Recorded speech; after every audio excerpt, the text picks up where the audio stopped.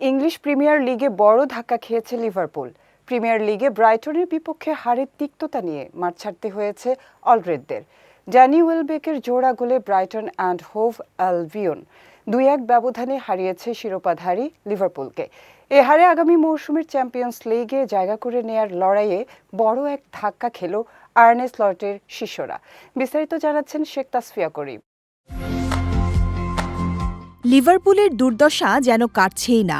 শনিবার রাতে অ্যামেক্স স্টেডিয়ামে ড্যানি ওয়েলবেকের জোড়া গোলে লিভারপুলকে 2-1 ব্যবধানে হারিয়েছে ব্রাইটন। 2015-16 মৌসুমের পর এই প্রথম এক মৌসুমে 10টি লিগ ম্যাচ হারল অ্যানফিল্ডের ক্লাবটি। এদিন ম্যাচের শুরু থেকে আক্রমণাত্মক ফুটবল খেলে ব্রাইটন। ম্যাচের 14তম মিনিটেই এগিয়ে যায় স্বাগতিকরা।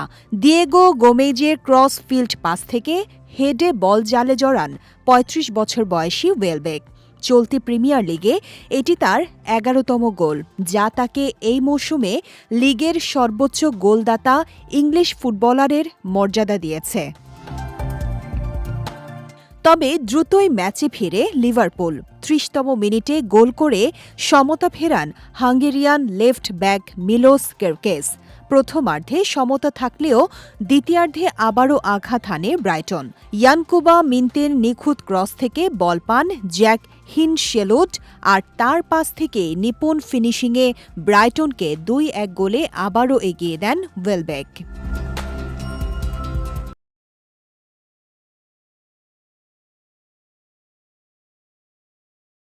এই হারে 31 ম্যাচে 49 পয়েন্ট নিয়ে পঞ্চম স্থানে নেমে গেল লিভারপুল। অন্যদিকে 43 পয়েন্ট নিয়ে প্রথম স্থানে রয়েছে ব্রাইটন।